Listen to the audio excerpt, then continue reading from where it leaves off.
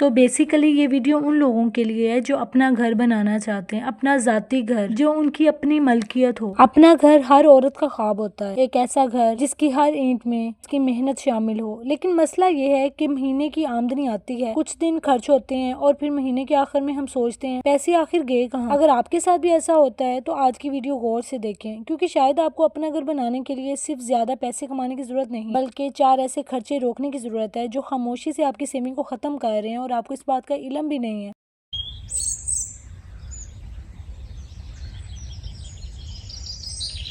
अस्सलाम वालेकुम, welcome back to my channel. Hopefully सब लोग ठीक हैं, मैं भी बिल्कुल ठीक हूँ अल्हम्दुलिल्लाह। अच्छा, आज हम बात करने वाले हैं 4 ऐसे खर्चों के बारे में जो हमें बहुत मामूली लग रहे होते हैं, लेकिन जब यही खर्चे हम हर दूसरे दिन या हर महीने दोहराते हैं ना, तो साल के आखिर में एक बहुत बड़ी रकम जो होती है हम वेस्ट कर चुके होते हैं और हमें इस बात का अंदाज़ा भी नहीं हो रहा होता। तो चलें बात करते हैं पहले खर्चे के बारे में, गैर ज़रूरी शॉपिंग। हम अक्सर किसी चीज़ को देखते हैं, पसंद आती है और फ़ौरन ख़रीद लेते हैं बगैर ये सोचे कि हमें इसकी ज़रूरत है भी या नहीं है। और आजकल तो हर ब्रांड ने सेल लगाई हुई है। जब सेल लगती है ना तो हम लेडीज़ का दिल करता है कि हम ये भी ले लें, वो भी ले लें, और बिला वजह की शॉपिंग करते रहते हैं, हालांकि हमें इसकी ज़रूरत नहीं होती।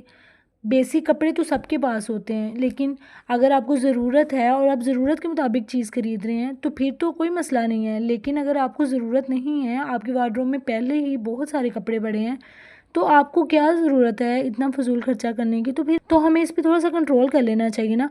एक तो गैर ज़रूरी सेलें देखना छोड़ दें, ये मेरी सजेशन है आप लोगों को, जैसे मैंने छोड़ दी है।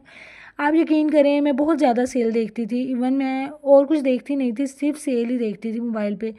और कभी किसी ब्रांड की सेल लग रही होती थी, कभी किसी ब्रांड की लग रही होती थी, तो मेरा दिल चाह रहा होता था मैं यहाँ से भी मंगवा लूँ, वहाँ से भी मंगवा लूँ। फिर एक दिन ऐसा आया ना, मुझे एहसास हुआ इस बात का कि मैं क्यों इतनी ज़्यादा एक्स्ट्रा पैसे खर्च कर रही हूँ। अगर मैं इन्हीं पैसों को सेव करना शुरू कर दूँ तो शायद मेरे लिए बहुत ज़्यादा आसानी हो जाए। शायद कोई मैं इससे बड़ी चीज़ खरीद सकूँ, कोई ऐसी चीज़ जो मेरी जिसकी मुझे सख्त ज़रूरत है और वो महंगी की वजह से मैं ख़रीद नहीं पा रही। तो जैसे मैंने आपसे घर की बात की है, इसी तरह कुछ लोगों के पास घर नहीं होता।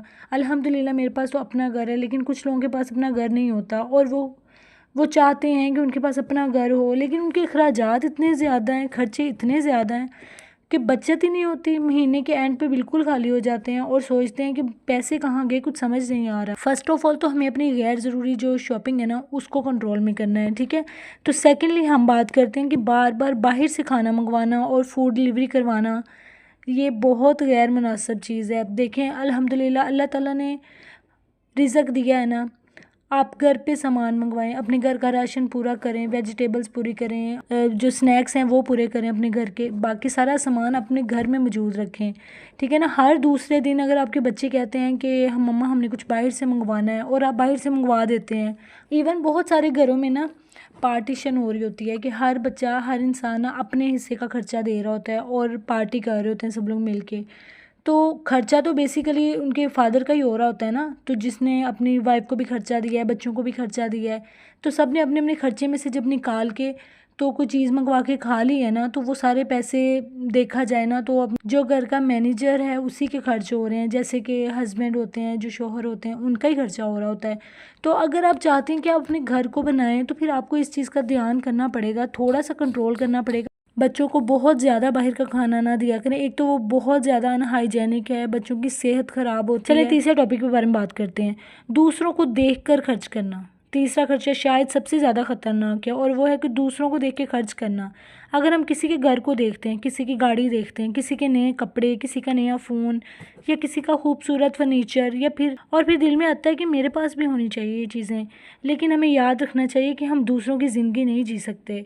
हमें अपना गोल देखना है, हमने अपनी बाउंड्रीज़ देखनी है कि हमारे पास कितनी इन्वेस्टमेंट है, हमारी कितनी मंथली इनकम आती है, जिसके हिसाब से हमने अपने घर को मैनेज करना होता है।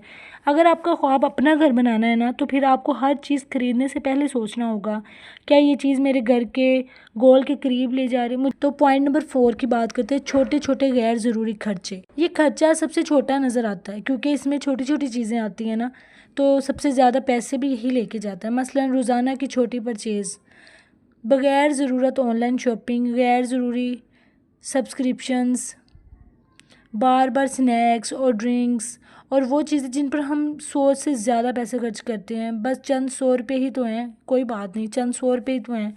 ये बात जो है ना, अगर फ़र्ज़ करें चंद 100 रुपये को 30 दिन से ज़रब कर दी जाए तो अच्छी खासी रकम बन जाती है। अगर चंद 100 रुपये को, इसीलिए एक महीना सिर्फ अपना खर्चा लिख कर देखें, आपको खुद अंदाज़ा हो जाएगा कि पैसा कहाँ जा रहा है। अपने मोबाइल में एक सिंपल सा नोट बनाएं, हर खर्चा लिखें, खाना, शॉपिंग, डिलीवरी, ऑनलाइन परचेज़ और छोटे छोटे एक्सपेंसिव।